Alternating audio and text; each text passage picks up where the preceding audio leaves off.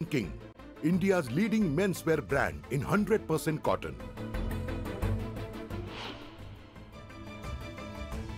चालकाचा ताबा सुटल्याने भरधाव स्कूल बस रेल्वे गेटवर आदळली, थेट रुळावर जाऊन अडकली। सांगलीच्या आमणापूर विठ्ठलवाडी रेल्वे गेटवरची घटना।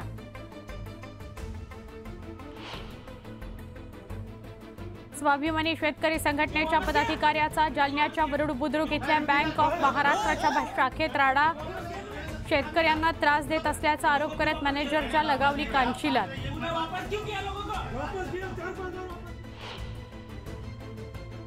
अहमदनगरच्या कर्जत शहरात सुपारीबादचे बॅनर चर्चेत, अज्ञातांनी लावलेल्या पोस्टरनं एकच खळबळ।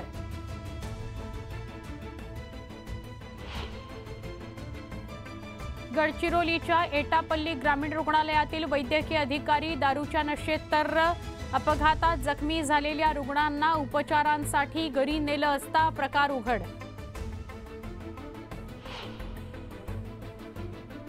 शेअर बाजारात पैसे दुप्पट करण्याचं मीठ दाखवून 700 गुंतवणूकदारांना 100 कोटींचा गंडा। छत्रपती संभाजीनगरातील घटनेत दोघे अटकेत।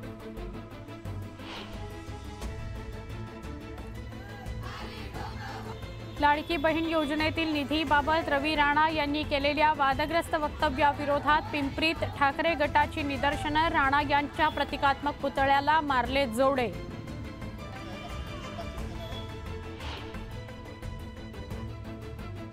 रत्नागिरीच्या दाभोळ धोपावे या फेरी बोटीतून उतरण्याची घाई नडली। एसटी पकडण्यासाठी निघालेल्या महिलेच्या पायाला दुखापत।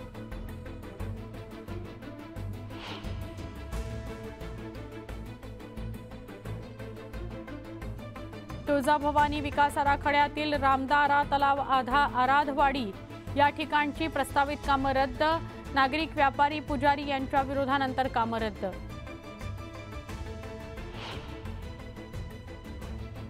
कल्याण डोंबिवली महापालिका हद्दीतील 27 गावातल्या 450 सफाई कर्मचाऱ्यांचं 2 दिवसांपासून काम बंद आंदोलन। मुख्यमंत्र्यांकडे बैठक घेऊन तोडगा काढण्याचं श्रीकांत शिंदेंचं आश्वासन।